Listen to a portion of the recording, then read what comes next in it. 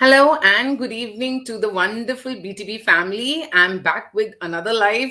But before I introduce what this live is about, I want to first of all thank you all for the fantastic response to the BTB Wordsmiths of the Year 2021 Awards event. We are still reeling under the effects of it, and it has truly been so overwhelming this entire week. We've been just thinking about how blessed we are to receive so much love and support from all of you. The event was much more bigger than what we had imagined. The support we got from all around, the kind of engagement it got, the views it is still getting, we are just very grateful. I think this week has been totally about gratitude at Beyond the Box. So well, we are here again grateful because I feel that it's such an amazing experience to get to interact with authors you love. And so today that it's another day where we get to know a little more about the authors that we've been talking about, that whose books we've been reading. Today, as you all know, is the featured author live interview with author Lakshmi Iyer. She was a featured author of the month in November. And of course, you all were introduced to her work. In fact, the kids at Beyond the Box, they love her book, Why Is My Hair Curly? So we'll be talking more on that. But before that, let me give you all a quick introduction of Lakshmi.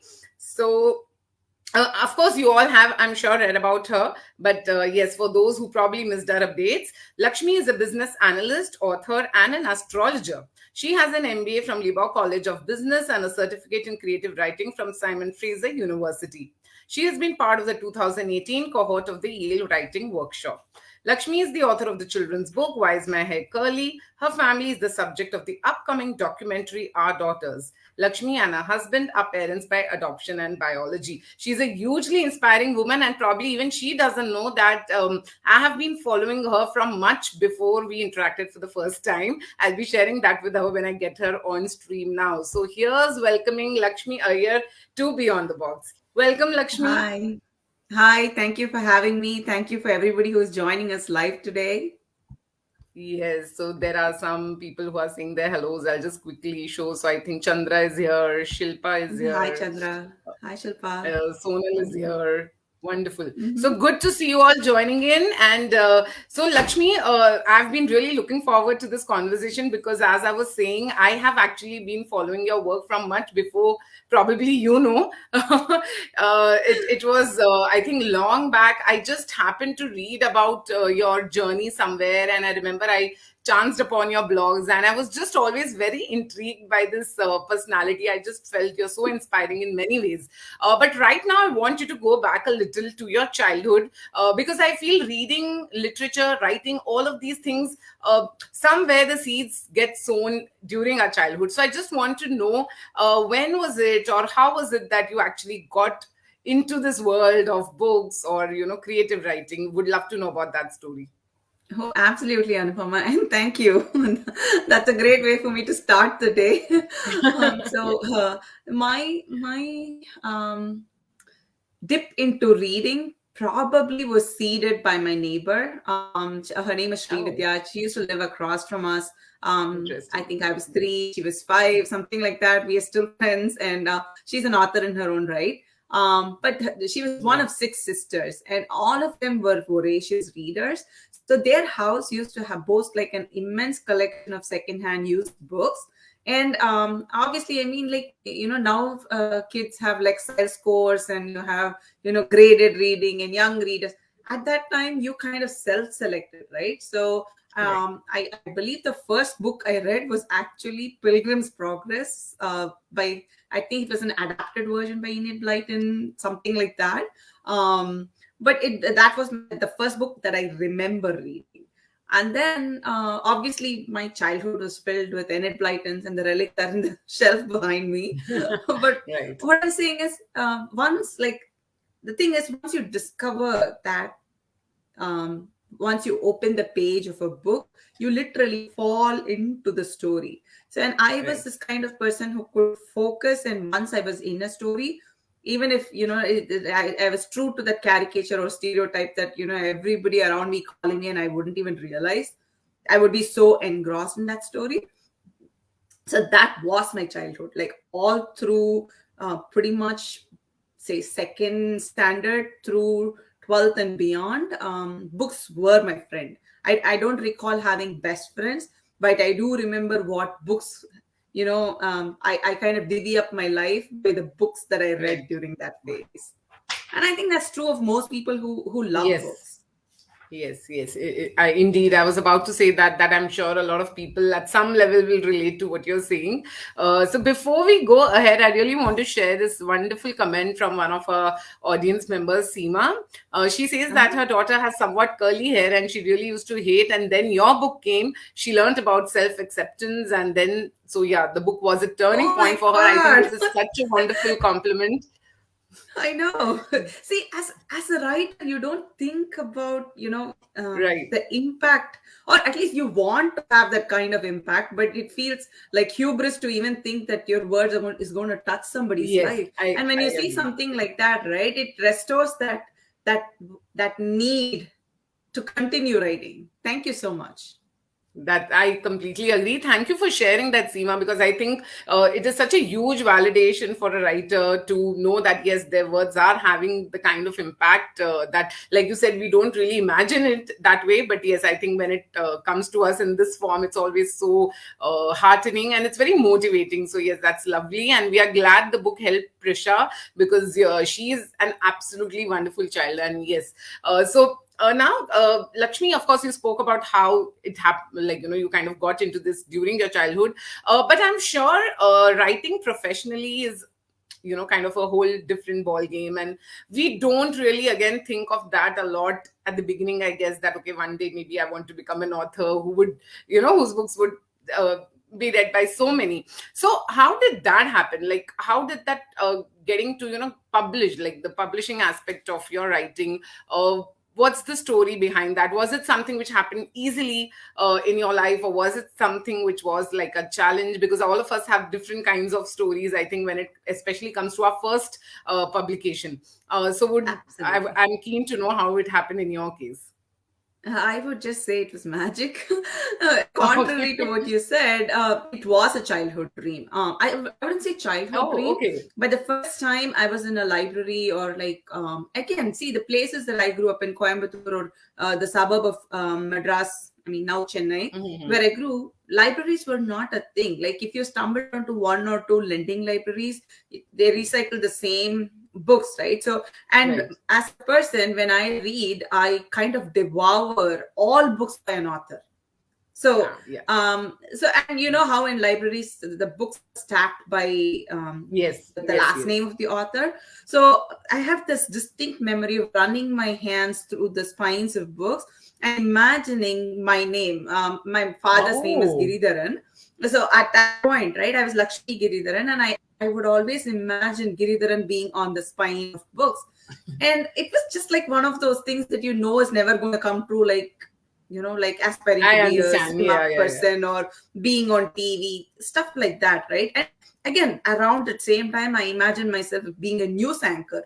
So what I'm saying is, Oh, these are like interesting. wishful things, like just wanting to see yourself being reflected, I guess, in some way. So that was the childhood part. But then as I grew, the one thing I realized was that because I read so much, there were many people in my family who said you should do BA literature. But here's the curious part: I'm not interested in literature. In fact, there are very few classics I can sit and read. I find them Mm, tedious. So for okay. me, what the kind of books that I enjoy, um, I need good language. Good language, Right. as in language that doesn't make me cringe. I the story, that's the thing that matters really. If the writer can get me hooked on page one and hold my attention till the very end, that in my head is a good book. And I read across genres. So the thing is, because I used to read so much, and there was a lull in my life when I finished college and then I started working, books kind of fell off the radar, because then it was all about friends and life. Then I moved to America in 2001, and then you're kind of removed from all of your friends. You have all this time in your hands. I was on a dependent visa. I couldn't work. So, and I discovered libraries here. So I went back to reading, and at that point, I also started writing. Up until then, it had been just journals that I would, private diaries that I would write in. Hmm. Then I discovered Suleka, which used to be this website where people Yes, could, yes, yes. randomly post. There was no moderation, nothing. You could just, type a post. And that, how do you say, the audience engagement, that's what hooked Um, me in. Like, I would post. I remember my first post was about this process of bride seeing. Actually, literally, I'm transliterating mhm. it. Pon parkal in Tamil. I Yeah. had a traditional arranged marriage, and as cringeworthy as it sounds, it was like everything that they show in movies, where you get decked up, you fall at with random strangers' feet, and I was smarting from that because I had endured that process for almost 4 or 5 years. And it was a very emotional piece, and clearly it resonated because I heard from like random people, and that lit a spark. And then when blogs became a thing, right? So I think it was Blogger first in 2004, and then WordPress came in Yes. 2005. But then I have been continuously writing, like from 2004 on. It used to be my daily journal. First, it was like limited, just friends and family who knew I had a blog. And then Right. as my blog got discovered by people, it was the comments. I built a community in that comments. And many of the people who read me then are friends in real life now. So all this to say is that that writing is a continuous integrative process. And Yes. the Yes. best It part is. is, the more you write, the better you get. You discover your voice. And voice is very different from language. You can be a It good is. writer, but to have that authentic voice, right, that comes from a place that's deep inside you.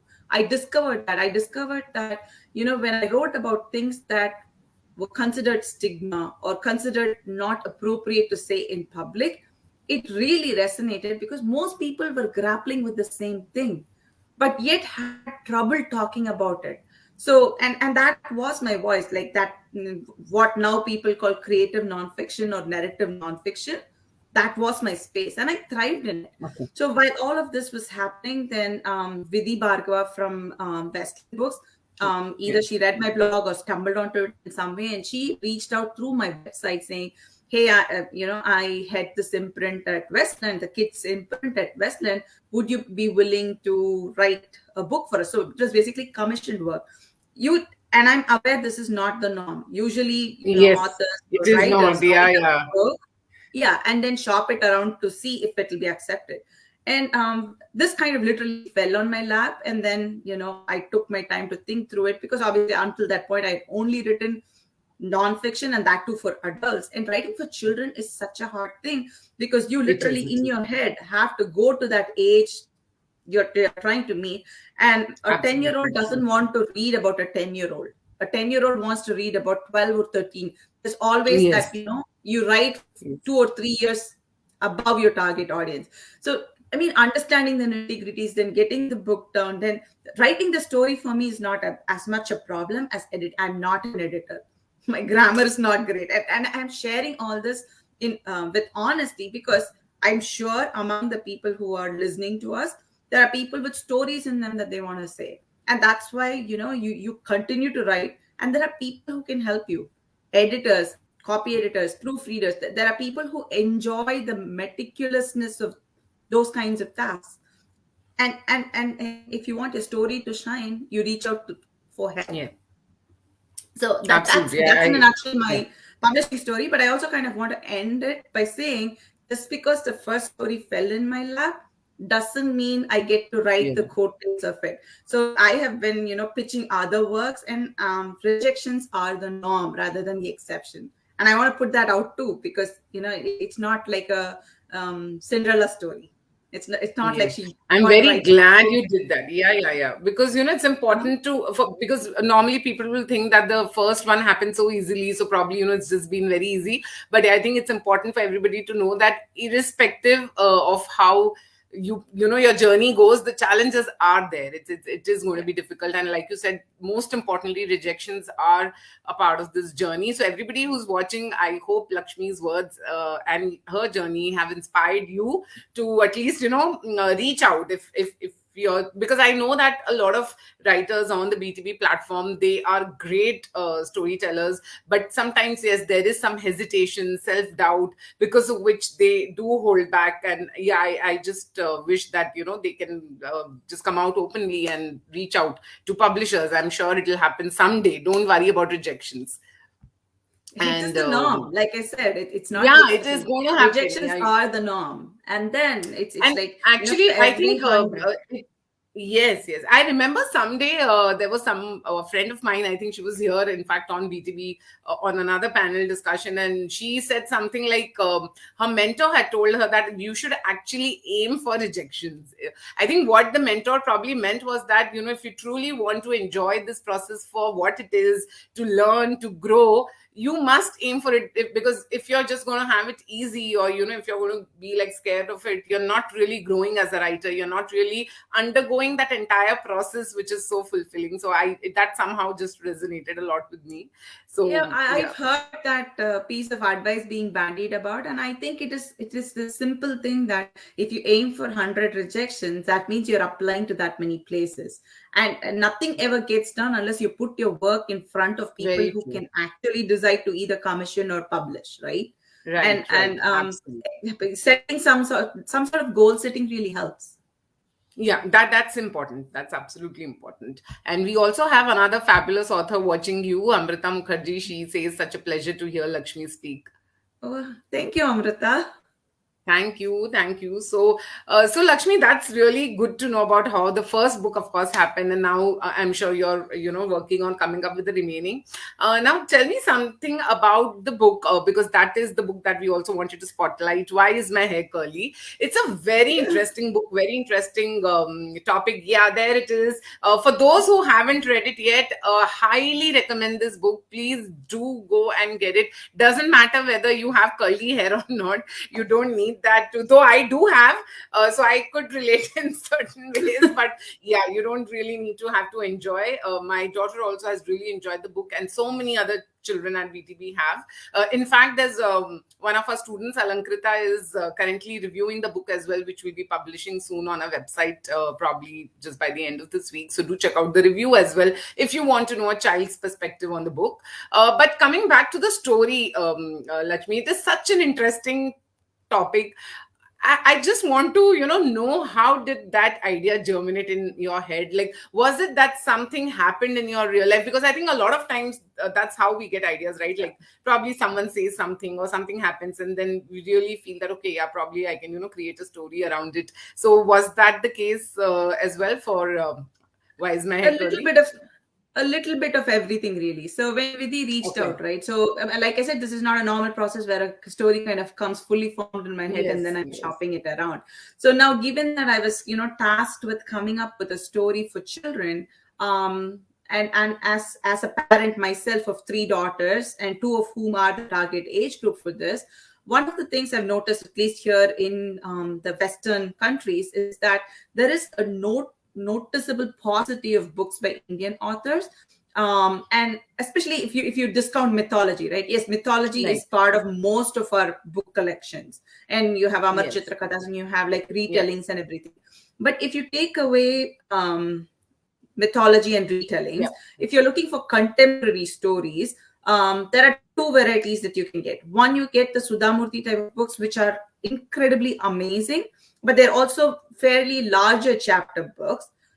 So like, especially, and again, I have children with special needs, so it's like, not everybody has the capacity or the bandwidth to read big books, right? So that was one of the things. And the other thing is, I'm raising three children, two of whom are white, one is brown, and we don't see the dynamics of race or differences being highlighted or talked about in a matter of fact manner. So that was another thing that was at the back of my mind, was something that I wanted to write about.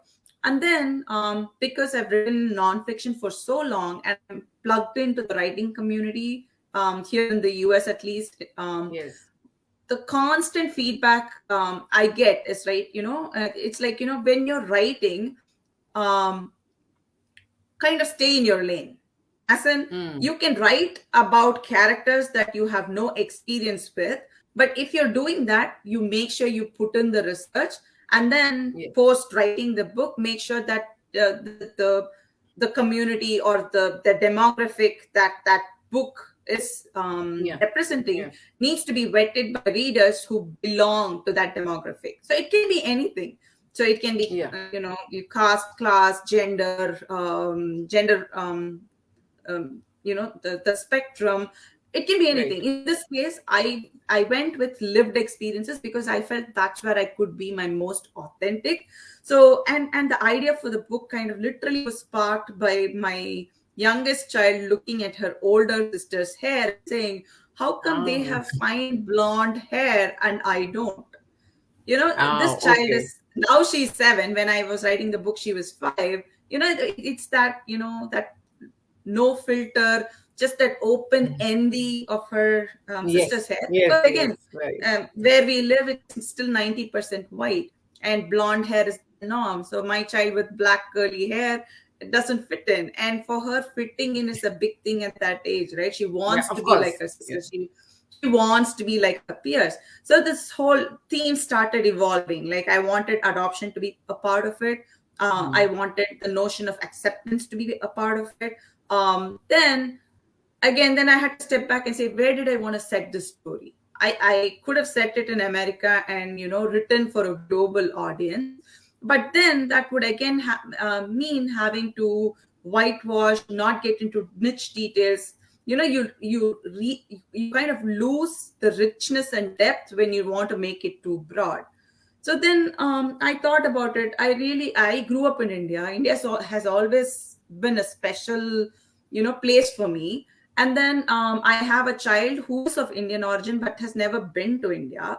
And the biggest problem I have with reading selections in schools here is that they largely tend to be mainstream. It's like, very rarely you find librarians reaching across the pond to say find books set in Russia or Japan or Yeah. any of Yeah. the South, basically the global South. Right. And if I had to get my children to read those books, I figured if I can't find it in libraries, I might as well write one myself. so Yeah. so those were all like, it's like bubbles in my head. These are all different Yes. parts that are kind of coalescing, and coming together. So then I made an intentional decision to set it in South India. I made an intentional decision to make sure that the protagonists were Tamil like me. So the mother in the story liberally uses words like Kannamma, Yeah. Yeah. Chellam, Yeah. Absolutely. And things that that is I delightful. learned. Yeah. Yeah. Yeah. So, and then I also, as a child, I grew up on Enid Blytons, and I always had this craving for scones and, what is that called? There's another word for jam. Um, it'll come to marmalade. So I grew Ah, up okay. reading scones, marmalade, clotted cheese. I had no idea what these things were, but I craved them because I just in my head, I knew they were delicious. Right. Again, Right. disclaimer, as an adult I tried it, I didn't like it. So but the thing is, I'm thinking, okay, as a child sitting in South India, if I can enjoy stories set in Yeah. Britain, read about their foods, read about how they go about life, why can't a child in other parts of the world read about idli sambar or dosa chutney or puri masal, things that are very common in our households. And with the growing Indian diaspora, I'm sure kids would like to see themselves represented in books, right? And when representation doesn't mean just putting a brown protagonist, it also means support structures, having parents, having their foods, their religion being depicted, right? Yes. So those were all. Again, this was my first book. There are many failings in it, which as an author now I can, when I read back, I wish there are things I could have changed. But those were things that were, in my head, and those were things that I wanted to put in the book. So the book kind of took shape as an adoption storyline, but also keeping it very light, very matter of fact. Yes. I didn't want it to be this heavy emotional Right. thing Right. that is a weight on the character. It was just a fact of like her hair was curly. So, and the other thing, again, a conscious decision was to portray the mother as this frazzled, uh, you know um, angry, not really angry, but anxious, high-strung woman, because most mothers I know in my contemporary circle are people Mm. like that. These are women battling careers, trying Yeah, to, yeah, run their homes, raise absolutely. their children, literally do 100 different things at the same time. And I wanted the mother to represent that. I didn't want this, Correct, correct. loving, always pleasant faced type of mother that seems to be the norm in children's books. If you look at pictures of the mother, they're already always smiling, they're pleasant, they're plump, they're huggable, they The hug yeah, you. yeah, very Yeah, but this mother is a sophisticated. prickly pear. Like, she's a cactus. She has her mood swings. She says things and then she apologizes for them. So, and those were things like, it's one thing to have a working mother, but also to make that character a multi-dimensional person. So even though it is a book for children, children imbibe things. They see what the parents in the books are doing, and it needs to be relatable. And they see that disconnect. If what's happening at home is not being reflected in what they're reading, there's a disconnect there, right? So those are things. I mean, I'm like, out of the many things, those are some of the things that come to my mind right now. Yeah, I think you brought up so many relevant and valid points. And I also completely agree with it, because even at Beyond the Box, we've been interacting with kids for so many years now. And something that I have also noticed as a mentor is exactly what you shared, that a lot of kids who initially never really enjoyed reading, they completely took to reading the moment I introduced them to books which are about India, Indians, the characters they find themselves in. For example, the whole book series, there's a whole book series, which is for slightly younger kids. And um, I realized that when I introduced them to those books, they were like easily reading it, but somehow they were not really probably, enjoying the classics. So I realized exactly this then, that sometimes we need to give them that. Maybe they are not really relating, not everybody may enjoy the classics that we have grown up reading and enjoying. And as you also actually said at the beginning, that you it's not that you've read all the classics. So I think, yeah, we need to also give our kids a lot of variety of literature, different literature, characters they can relate to, settings they can relate to. So I'm really glad we have authors like you who are doing that now and giving us such amazing books to read. So that's wonderful. And I think, yeah, even Seema says the same thing, that you summed up so well. Our kids need to know Indian roots. Absolutely. Absolutely, Okay, absolutely. Lakshmi.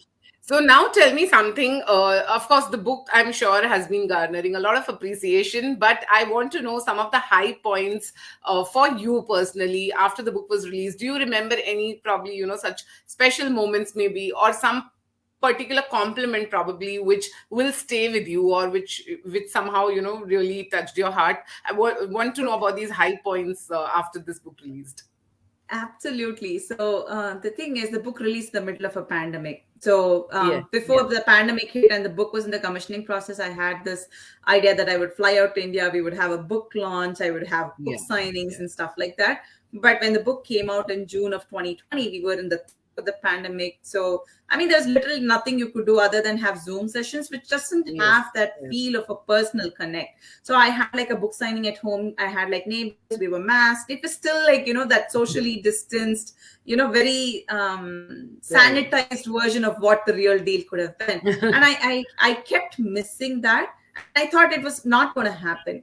But on November 14th, Children's Day in India, our local Bal Vihar, which is like the culture school, Sunday school for Indian kids, one chapter had organized, like, I had a shout out to a lady named Neha. She pulled the whole thing together. There were about 120 kids. So I got to have sessions with the teeny tiny ones. I got to have Right, sessions right. with the target audience, which was 8 to 12. Wow. And the best part was, I also had time with the older kids, like 12 through 17. Right. And each of those sessions, oh my God, the children were so clued in, plugged in, and the questions that they raised, it just blew my mind. It's like, it made me feel like I was alive. We talked about representation, we Wonderful. talked about Yes, yes, yes. so many things, and the kids, like, question after question after question, none of them were shy. They were all like active, engaged. I think that in my head was the high point of this whole journey. It came long after I Absolutely. ever thought it would happen. That, And then on Instagram, there's this girl called Vidya. I think she spells her name as Vidya.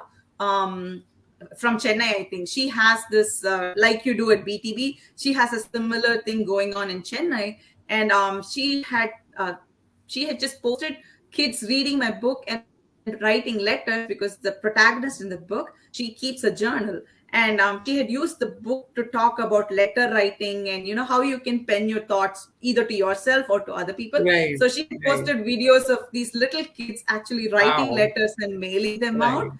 and then at the receiving end. So I can't tell you how much it warmed my I'm heart sure. to Yeah. see practical applications, in an academic setting, and also as holding up a protagonist and saying this is one way for you to deal with feelings. If you have big feelings, you can write them down, and that was the intent really of having my protagonist write, because not everybody is comfortable talking or processing feelings that way.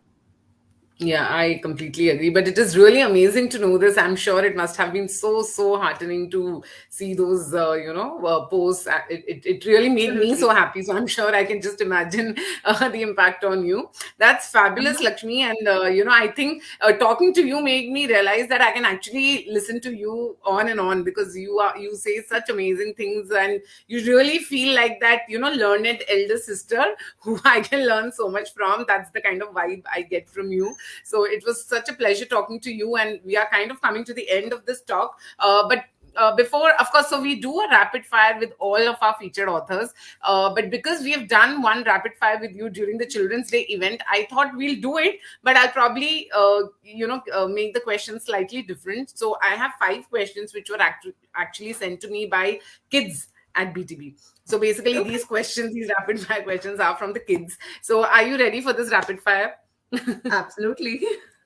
Okay, wonderful. So because they are from kids, they can be like, funny as well. So yeah, let's begin. So there'll be 5 questions. This is just to know you a little better as a person. Okay.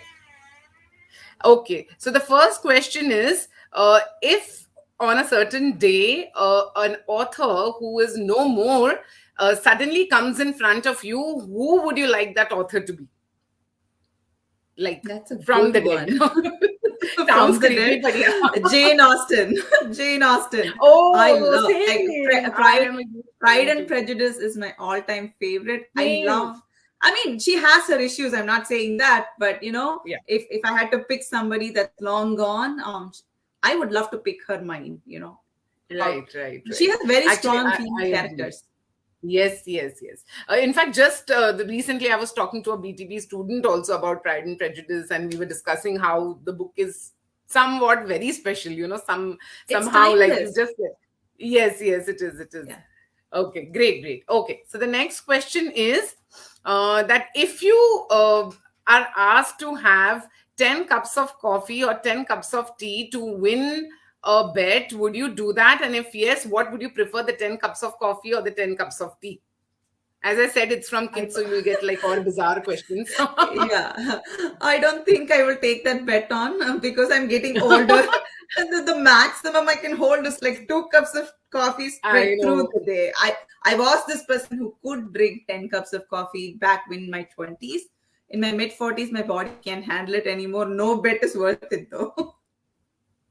True, true, true. Very true. Okay, the next one is a prestigious award or the bestseller tag on your book. Which one would you want, and why?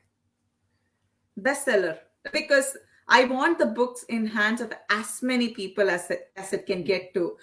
Awards are great. I'm not saying no, but the thing is, I would prefer the books in more hands than a prestigious award for myself. Yeah, I somehow guessed you are going to pick that, because from what I've gathered about you as a person, I was kind of guessing this one. Okay, great. Okay. The next one is that if you're asked to go to a hill station to write your next book, which hill station would that be, and why? Ooty, hands down. Paikara Dam. Okay. I grew up in Coimbatore, so Nilgiris Ah, Mountains are like that's a right. perennial Yes. favorite of mine, and it's been a long-held dream for me to go back there one day as an adult by myself. Book a Oh, cottage, stay and write. So who knows? I'll make it come true someday. Yeah, yeah, absolutely. Wow, that would be amazing to go to Ooty and sit and write a book. I can just imagine because we had gone to Kunur and Ooty a couple of years ago, and I really, I mean, I was mesmerized, especially the Kunur. I think the beauty was amazing, and I think for writers, it's Yeah, like the a smell paradise. of You want to just, eucalyptus. The smell of yeah, eucalyptus. It's like, oh my completely. God. Yes, yes, very true, very true. Okay, and the last one is a funny book for adults or a horror book for kids. Which one of these would you choose to write if you were given a choice? Funny book for adults. Okay, so humor is something horror which is you not would. horror is not my genre. I mean, I love thrillers, but again, not the gory kind. I like, mental thrillers. Sherlock Holmes is my favorite, but I can't do, I can read Stephen King, but to an extent, the Yeah. paranormal, blood and gore, I stay away from. Yeah, same here, especially the paranormal, which is funny because my first novel I actually did have a little bit of a touch of supernatural. And I remember while I was writing those portions, I was scared myself. Like I knew what I had to write, but you kind of start imagining. I imagine a lot actually, which is why I am That's my pretty problem scared of. too. Uh-huh. The world in my head is very rich and engrossing, so I'm very careful about Right. where my head goes. Absolutely, absolutely. Okay, that was fabulous. You were fantastic, Lakshmi. So the last thing I just want you to tell the audience before we wind up this talk is, of course, you did share a wonderful tip, writing tip, which we've shared on the platform before. But anything from your own experience so far as an author, any one thing which you would like to share with the audience, which you believe that yeah, it might be helpful for them to know, maybe something they should do, something they shouldn't do. It could be just anything. It's more of an experiential thing maybe which you have learned in your journey as an author. What I'm going to say is going to be counterintuitive. I would say don't force writing. As in, Mm. there is like, plenty of advice out there. You can, you have to write X number of words a day. You have Yes, to yes, dedicate yourself and write, X number of hours. But what I'm saying is, if you love and enjoy writing, write when the muse yes, strikes, write when the yes, inspiration happens. If you can't find the time or energy, it's okay. Don't hold yourself guilty. It will happen when it has to happen, and at least that's been my experience. And the times that I forced myself to write, it shows like, it's forced, it's not coming, it's not, flowing naturally.